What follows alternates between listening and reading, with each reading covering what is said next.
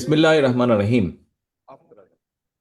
জুলাই শহীদদের স্মরণে এবং সম্মানে স্থাপিত ডিজিটাল স্মৃতিস্তম্ভ অনুষ্ঠানের সম্মানিত সভাপতি জাউল করিম বাদশাহ, মঞ্চে উপস্থিত জেলা বিএনপি সহ কেন্দ্রীয় নেতৃবৃন্দ, আমার সামনে উপস্থিত বগুড়া জেলা বিএনপি যুবদল, ছাত্রদল, স্বেচ্ছাসেবক দল, শ্রমিক দল, মহিলা দল সহ বিভিন্ন সহযোগী অঙ্গ সংগঠনের প্রিয় সহকর্মীবৃন্দ, আসসালামু আলাইকুম। আসসালামু আলাইকুম। আমার বক্তব্যের প্রথমেই আমি শহীদ ওসমান হাদির আত্মার মাগফিরাত কামনা করছি। প্রিয় সহকর্মীবৃন্দ, আমাদের যে এই আজকের অনুষ্ঠানটি, এই অনুষ্ঠানটি কি আমরা নাম কি দিয়েছি? আমরা নাম দিয়েছি যে জুলাই শহীদদের স্মরণে স্থাপিত ডিজিটাল স্মৃতিস্তম্ভ। জুলাই আন্দোলনে আমরা আমাদের যে সকল ভাইদেরকে হারিয়েছি, যারা শহীদ হয়েছেন, স্বাভাবিকভাবেই তারা এই প্রজন্মের তরুণ সদস্য ছিলেন। এই প্রজন্মের বা এই যুগের অন্যতম আবিষ্কার বা অন্যতম খুব পপুলার একটি মাধ্যম হচ্ছে আইটি মাধ্যম, ইন্টারনেট যেটিকে আমরা বলি। স্বাভাবিকভাবেই এই ইন্টারনেটের সাথে আমাদের তরুণ প্রজন্ম যারা এখন, তাদের একটা খুব নিবিড় সম্পর্ক রয়েছে। কিন্তু এই ইন্টারনেটের একটি হয়তো সমস্যা রয়ে গেছে, সেটা হচ্ছে ব্যয়বহুল। সবার জন্য অনেক সময় এফোর্ড করা সম্ভব হয়ে ওঠে না। আবার একইভাবে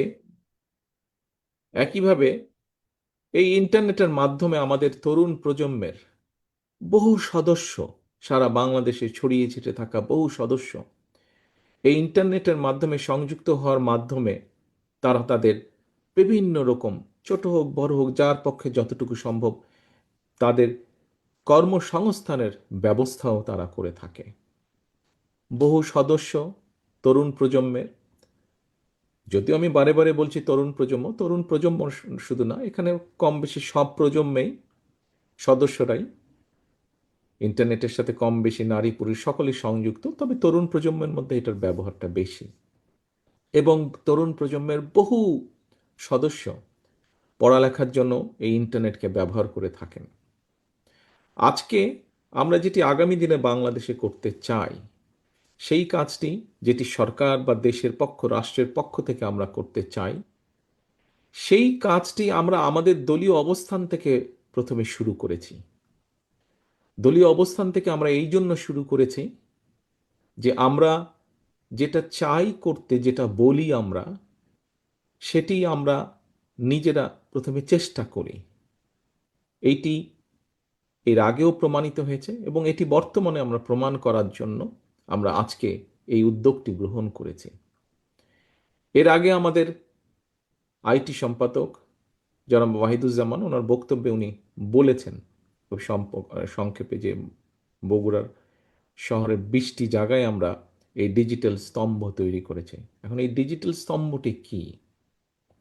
ডিজিটাল স্তম্ভটি হচ্ছে আমরা ইন্টারনেটের সুবিধাটা যাদের জন্য ব্যয়বহুল বা কষ্টকর, যাদের পেতে সমস্যা হচ্ছে ইন্টারনেট কানেকশন, তাদের জন্য আমরা এই ব্যবস্থাটা করতে চাইছি। আমাদের আগামী দিনের যে লক্ষ্য, সেটি হচ্ছে ইনশাল্লাহ আল্লাহর রহমতে আগামী নির্বাচনে বাংলাদেশ জাতীয়তাবাদী দল বাংলাদেশের মানুষের সমর্থনে ইনশাল্লাহ সরকার গঠনে সক্ষম হলে আমরা এই ইন্টারনেট সেবাটাকে আরও ইজি করে আনতে চাই মানুষের জন্য, বিশেষ করে তরুণ প্রজন্মের জন্য। একটু আগেই যেই কথাটি আমি বলেছি যে এই ইন্টারনেট কানেকশনের সাথে বা এটার ইন্টারনেটের ইন্টারনেট ফ্যাসিলিটির মাধ্যমে বহু তরুণ প্রজন্মের বহু সদস্য বিভিন্নভাবে কর্মসংস্থানের ব্যবস্থা করে থাকে। এই বিষয়টি যাতে আরও ইজি করা সম্ভব হয়, যেমন আজিজুল হক কলেজে যে কানেকশনটা দেওয়া হয়েছে, এটি ফ্রি কানেকশন। এটিতে সেখানে লগ ইন করার জন্য স্বাভাবিকভাবেই কয়েকটি প্রসিডিওর থাকবে। এই প্রসিডিওরটি ফিল আপ করার পরে যে কোনো সদস্য যে কোনো সদস্য 1 থেকে 1.5 ঘন্টা ফ্রি ইন্টারনেট পাবে। এখন আপনারা হয়তো প্রশ্ন করতে পারেন, শুধু 1-1.5 ঘন্টাই পাবে? না, 1-1.5 ঘন্টা পাবে না। 1 ঘন্টা বা 1.5 ঘন্টা পরে সেটা ডিসকানেক্ট হয়ে যাবে। তখন আবার নতুন করে সে ওটাতে লগ ইন করতে পারবে। অর্থাৎ তার যতক্ষণ সময় সেটি করতে পারবে, এবং এটির জন্য তাকে কোনো পে করতে হবে না। এর মাধ্যমে কি হবে, যারা ছাত্রছাত্রী তারা তাদের ইন্টারনেট সংক্রান্ত যেগুলা পড়ালেখার বিষয় চাই সেই কাজগুলো তারা সম্পন্ন করতে পারবে। আমাদের তরুণ সমাজের অনেকে আছে যারা হয়তো ইন্টারনেটে বিভিন্ন রকম কাজ করে থাকে। কেউ হয়তো অনলাইন শপিংয়ের কাজ করে থাকে, বিভিন্ন জিনিস এখান থেকে কিনে ওখানে সে বিক্রি করছে ইন্টারনেটের মাধ্যমে। কেউ হয়তো ডিজাইনিংয়ের কাজ করে থাকে, কেউ হয়তো ডাটা প্রসেসিংয়ের কাজ করে থাকে, কেউ হয়তো কল সেন্টারের কাজ করে থাকে। অর্থাৎ এই মানুষগুলোকে যতটুকু সম্ভব একটু হলেও সুবিধা তৈরি করে দেওয়া, যাতে তাদের কাজের জন্য কিছুটা সুবিধা হয়।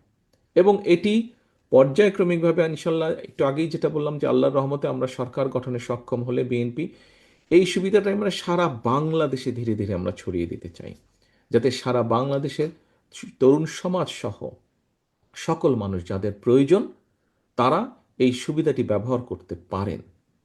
এবং এই সুবিধা ব্যবহার করার মাধ্যমে এই সুবিধাটি ব্যবহার করার মাধ্যমে মানুষ, বিশেষ করে তরুণ প্রজন্ম, তারা যাতে তাদের কর্মসংস্থানের ব্যবস্থা করে ফেলতে পারে। প্রিয় সহকর্মীবৃন্দ, এর ভেতরেই আপনারা এর মধ্যে অনেকেই উপস্থিত ছিলেন, সেটি বিএনপি, ছাত্রদল, যুবদল, স্বেচ্ছাসেবক সহ বিভিন্ন অঙ্গ সহযোগী সংগঠনে আমাদের এখানে নেতৃবৃন্দ উপস্থিত ছিলেন। আমরা কতগুলো বিষয় আগামীতে আমরা ইনশাল্লাহ সরকার গঠন করতে পারলে আমাদের যে 31 দফা আছে, 31 যেই দফাটি আমরা প্রায় 2.5 বছর আগে জনগণের সামনে উপস্থাপন করেছিলাম, তার ভিতরে অনেকগুলো বিষয় আছে। সেখানে সাংবিধানিক বিষয় আছে, সেখানে আইনগত বিষয় আছে, সেখানে মানুষের কর্মসংস্থানের বিষয় আছে, মানুষের স্বাস্থ্য চিকিৎসা, সেখানে নারীদের এম্পাওয়ারমেন্টের বিষয় আছে, সকল কিছু আছে। কিন্তু যেহেতু 31 দফা মানুষের জন্য সবসময় মনে রাখা সম্ভব হয় না, সেই জন্য ওটাকে ছোট করে নিয়ে এসে আমরা 7টি বিষয় আপনাদের সামনে উপস্থাপন করেছি।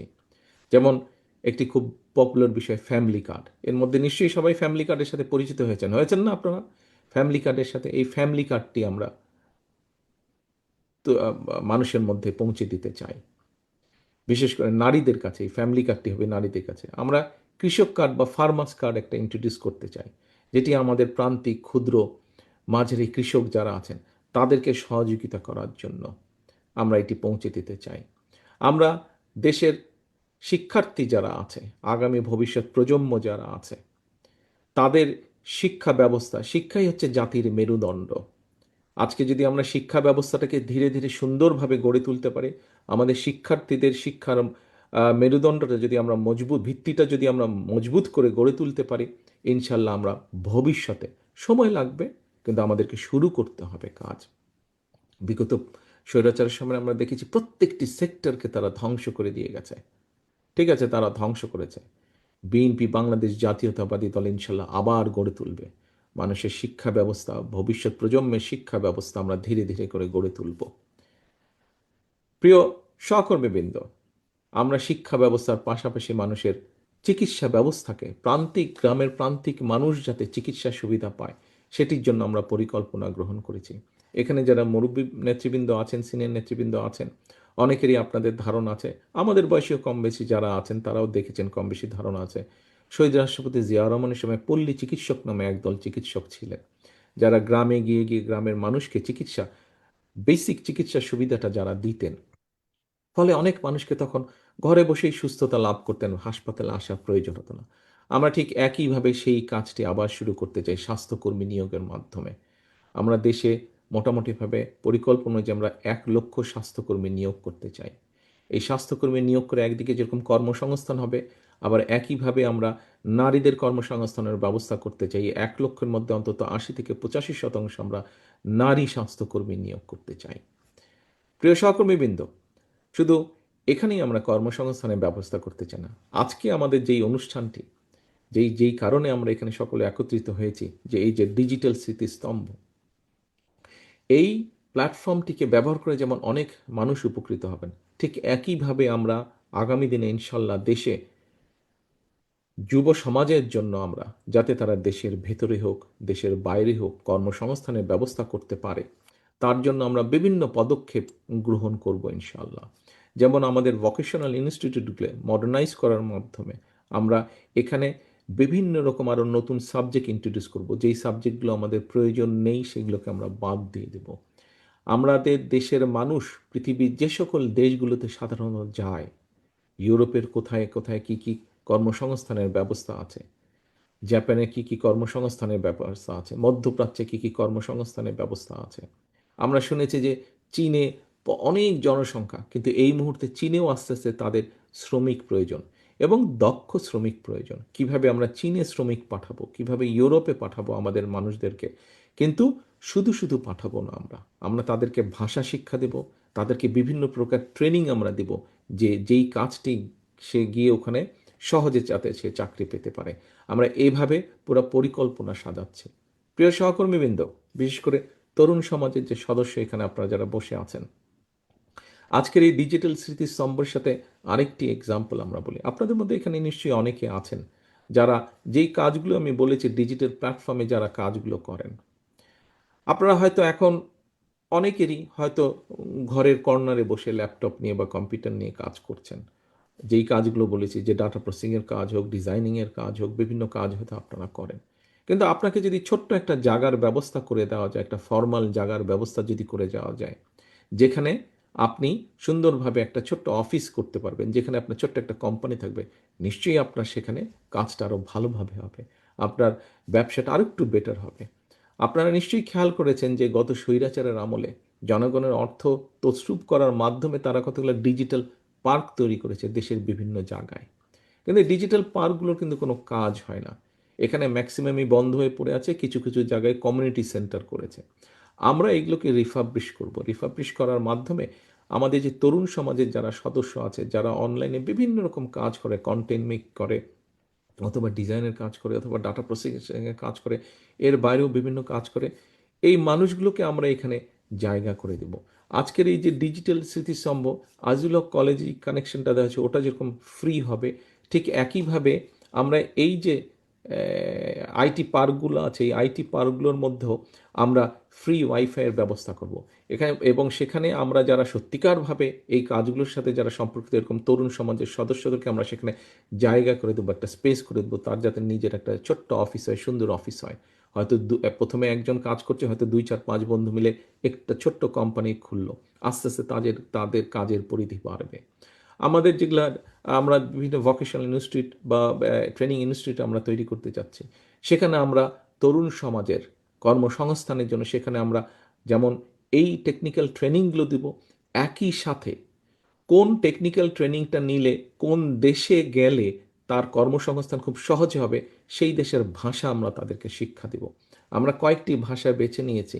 এখন মোটামুটি পৃথিবীতে যেই ভাষাগুলোর ডিমান্ড বেশি, বা যেই ভাষাগুলো দেশে গেলে কর্মসংস্থানের সুযোগ সহজেই পাওয়া যাবে, সেই ভাষাগুলো আমরা কম বেশি রিসার্চ করে বের করেছি, সেগুলো আমরা শিখাবো সেই সকল ট্রেনিং ইনস্টিটিউটে। কাজেই প্রিয় সহকর্মীবৃন্দ, মূল কথা হচ্ছে আমাদেরকে এখন সামনে যেই সময় এসেছে, সামনে যেই সময় এসেছে, এই সময় আমাদের মূল কাজ একটাই, করব কাজ, গড়ব দেশ, সবার আগে বাংলাদেশ। এটাই হতে হবে আমাদের মূল লক্ষ্য, এটাই হতে হবে আমাদের মূল টার্গেট, এটাই হতে হবে, এটাই আমাদেরকে অ্যাচিভ করতে হবে। আমরা আন্দোলন করেছি, সংগ্রাম করেছি 71 সাল থেকে 24 পর্যন্ত। আমাদের দেশের বহু মানুষ বিভিন্ন সময় শহীদ হয়েছেন, আত্মহতি দিয়েছেন, বহু মানুষ নির্যাতিত হয়েছেন, বহু মানুষ পঙ্গুত্ব বরণ করেছেন, দল মত নির্বিশেষে, শুধু রাজনৈতিক দল না, রাজনৈতিক দলের বাইরে। আজকে যাদের স্মরণে আমরা ডিজিটাল স্তম্ভ করছি, এর মধ্যে বহু শহীদ আছেন, বহু মানুষ আছেন, বহু সদস্য আছেন যারা গুরুতর অসুস্থ হয়ে এখনও ঢাকা সহ বিভিন্ন হাসপাতালে চিকিৎসাধীন আছেন। এদের মধ্যে বহু মানুষ আছেন যারা কোনো রাজনৈতিক দলের সদস্য নয়, শুধুমাত্র তারা এই দেশকে ভালোবেসেই সেদিন স্বৈরাচারের বিরুদ্ধে রাজপথে নেমে এসেছিলেন। বহু মায়েরা আছেন যারা দেশকে স্বৈরাচারের কবল থেকে মুক্ত করার জন্য সেই জুলাই আগস্ট মাসে রাজপথে নেমে এসেছিলেন। বহু রিক্সা চালক, বহু সিএনজি চালক সহ সমাজের বিভিন্ন শ্রেণী পেশার মানুষ সেদিন বেরিয়ে এসেছিলেন রাজপথে, দেশকে মুক্ত করেছিলেন স্বৈরাচারের কবল থেকে। আজ দেশ মুক্ত হয়েছে অত্যাচারের হাত থেকে, স্বৈরাচারের হাত থেকে। এখন এখন কি পরবর্তী কাজ হচ্ছে দেশকে গড়া। প্রিয় সহকর্মীবৃন্দ, আপনারা বগুড়া জেলার অধিবাসী। বগুড়া জেলার অধিবাসী হিসাবে আপনাদের এই জেলার একজন সন্তান আছে। কে সে? মরহুম শহীদ রাষ্ট্রপতি জিয়াউর রহমান। উনি আপনাদের এই এলাকার সন্তান। আপনারা নিশ্চয়ই, আমরা সকলে গর্ববোধ করি যে ৭৫-এর পরে দেশ যখন ৭৫ দেশ স্বাধীনের পর থেকে যখন দেশ, সবাই আশা করেছিল দেশটি সামনে এগিয়ে যাবে, কিন্তু তার পরিবর্তে সম্পূর্ণ ভিন্ন চিত্র দেখেছে। পরবর্তীতে যখন শহীদ রাষ্ট্রপতি জিয়াউর রহমানের হাতে দেশ পরিচালনার দায়িত্ব পড়ে, এখানে বেশ কয়েকজন সিনিয়র নেতৃবৃন্দ আছেন। খুব সম্ভব আমাদের মাহবুবুর রহমান সাহেব শহীদ জিয়ার সাথে কাজ করেছেন, আমাদের মেয়র সাহেব সহ আরও কিছু আছেন। বগুড়ার বিভিন্ন জেলা উপজেলায়, বিভিন্ন উপজেলা পৌরসভায় ছড়িয়েছে এরকম অনেক নেতা আছেন আমাদের, যারা এখনও বেঁচে আছে, শহীদ জিয়ার সাথে কাজ করেছেন। সেই সময় আমরা দেখেছি কিভাবে শহীদ জিয়া ধ্বংসের কিনারায় চলে গিয়েছিল দেশ। বটমলেস বাস্কেট ছিল, সেই বটমলেস বাস্কেট থেকে শহীদ জিয়ার বাংলাদেশকে একটি খাদ্য রফতানির দেশে পরিণত করেছিলেন। আমরা দেখেছি কিভাবে শহীদ জিয়া, এই যে আমরা এখন গর্ব করি গার্মেন্ট শিল্প নিয়ে, এটি শহীদ জিয়া শুরু করেছিলেন। এই যে আমরা গর্ব করি এখন আমাদের বিভিন্ন মানুষ, প্রায় ১.৫ কোটির মতন মানুষ বিদেশে কর্মসংস্থান করছে, প্রবাসীরা, তারা দেশে রেমিটেন্স পাঠাচ্ছে, সেই রেমিটেন্স দিয়ে আমরা চেষ্টা করছি দেশে মিল কারখানা গড়ে তুলতে। এই কাজটাও শুরু করেছিলেন শহীদ রাষ্ট্রপতি জিয়াউর রহমান। প্রিয় সহকর্মীবৃন্দ, বাংলাদেশে প্রায় ২০ কোটি মানুষ। এই ২০ কোটি মানুষের জন্য ধীরে ধীরে আমাদেরকে চিকিৎসা ব্যবস্থা গড়ে তুলতে হবে। এই ২০ কোটি মানুষের মধ্যে আমাদের ভবিষ্যৎ প্রজন্ম যারা আছে তাদের সুন্দর শিক্ষা ব্যবস্থা গড়ে তুলতে হবে। এই সুন্দর শিক্ষা ব্যবস্থা গড়ে তোলার জন্য যে সকল শিক্ষক আছেন তাদেরকে আমাদের প্রপার ট্রেনিংয়ের ব্যবস্থা করতে হবে। এই ২০ কোটি মানুষের মধ্যে যারা তরুণ সমাজের সদস্য তাদের কর্মসংস্থানের ব্যবস্থা করতে হবে। এই ২০ কোটি মানুষের মধ্যে অর্ধেক হচ্ছে আমাদের নারী। তাদের পিছিয়ে থাকলে চলবে না। তারা কিভাবে ধীরে ধীরে শিক্ষিত এবং শিক্ষার আলোর মধ্যে প্রবেশ করতে পারেন, এবং একই সাথে তারা কিভাবে অর্থনৈতিক মজবুত ভিত্তির উপরে নিজেদেরকে দাঁড় করাতে পারেন, তার জন্য আমাদেরকে কাজ করতে হবে। প্রিয় সহকর্মীবৃন্দ, যেই কথাটি বলছিলাম, শহীদ রাষ্ট্রপতি জিয়াউর রহমান ধ্বংসের কিনারা থেকে এই দেশকে বের করে নিয়ে এসছেন। আপনারা তারই সৈনিক আজকে। দেশনেত্রী খালেদা জিয়া ৯১ সালে যখন সরকার গঠন করেছিলেন, তখনও স্বৈরাচারের কবল থেকে দেশকে রক্ষা করে ধীরে ধীরে ধ্বংসের কিনারা থেকে উন্নয়নের পথে দেশকে নেওয়া হয়েছিল।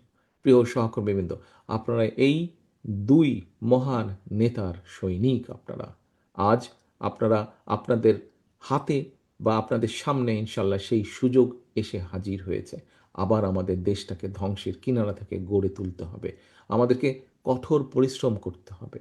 সামনের দিনগুলো আমাদের খুব ভালো দিন নয়, কিন্তু দেশের অর্থনৈতিক অবস্থা ভেঙে পড়েছে। দেশের বিভিন্ন জায়গায় বিভিন্ন রকম অরাজকতা শুরু হয়েছে, বা কেউ কেউ কেউ কেউ করার চেষ্টা করছে। কাজেই এইগুলো সম্পর্কে আমাদেরকে সজাগ থাকতে হবে। দেশের কর্মসংস্থান, দেশের লক্ষ লক্ষ মানুষ বেকার হয়ে যাচ্ছে, এই বেকারদের কর্মসংস্থানের উপায় আমাদেরকে বের করতে হবে। দেশের কৃষকরা একটা নাজেহাল অবস্থার মধ্যে আছেন। অনেক সময় তারা তাদের উৎপাদিত ফসলের ন্যায্য মূল্য পাচ্ছে না। বাজারে ব্যবস্থার মধ্যে যেভাবে ভেঙে পড়েছে, যেভাবে বিভিন্ন দুষ্ট চক্র ঢুকেছে, তার থেকে এটাকে বের করে নিয়ে আসতে হবে, যাতে মানুষ সহজে ন্যায্য মূল্যে তাদের নিত্য প্রয়োজনীয় দ্রব্যগুলো তাদের হাতের নাগালের মধ্যে পায়। কাজেই আমরা যদি সকল কিছু বিবেচনা করি, আমাদের সামনে অনেক অনেক অনেক কাজ, আমাদের সামনে অনেক কাজ। প্রিয় সহকর্মীবৃন্দ, আমাদের সকলকে এখন ঐক্যবদ্ধ থাকতে হবে। সেটি আমরা বিএনপির নেতাকর্মীরাই হই, সেটি অন্য দলের নেতাকর্মী যারা গণতন্ত্রে বিশ্বাস করে। আজকে এই যে শহীদ ওসমান হাদি যে শহীদ হয়েছেন, যে মানুষটি শহীদ হয়েছেন, এই মানুষটিও কিন্তু গণতন্ত্রের পথেই ছিলেন। এই মানুষটিও কিন্তু আগামী নির্বাচনের একজন প্রার্থী ছিলেন, অর্থাৎ উনি একজন প্রার্থী ছিলেন ঢাকা ৮ আসনের উনি প্রার্থী ছিলেন এবং এটির মাধ্যমে প্রমাণিত হয় যে শহীদ ওসমান হাদি নিজেও গণতন্ত্রে বা ভোটের রাজনীতিতে বিশ্বাস করতেন উনি, এবং সেই জন্যই উনি নিজেও প্রার্থী ছিলেন। কাজেই আজকে শহীদ ওসমান হাদির প্রতি যদি সম্মান রাখতে হয় আমাদেরকে, আজকে আমাদের জুলাই শহীদদের প্রতি যদি সম্মান রাখতে হয়, জুলাই যোদ্ধাদের প্রতি যদি সম্মান রাখতে হয়, আজকে আমাদের একাত্তরের শহীদদের প্রতি যদি সম্মান রাখতে হয়, একাত্তরের মুক্তিযোদ্ধাদের প্রতি যদি সম্মান রাখতে হয়, তাহলে আমাদের একটাই লক্ষ্য হতে হবে এখন, দেশের দেশের মানুষের জন্য যেভাবে হোক শান্তি প্রতিষ্ঠা করা এবং দেশের জন্য কাজ করা, দেশকে সামনে নিয়ে যাওয়া। প্রিয় সহকর্মীবৃন্দ, আসেন, লক্ষ্য উদ্দেশ্য সামনের দিনে একটাই, করব কাজ, গড়ব দেশ, সবার আগে বাংলাদেশ। আল্লাহ হাফেজ।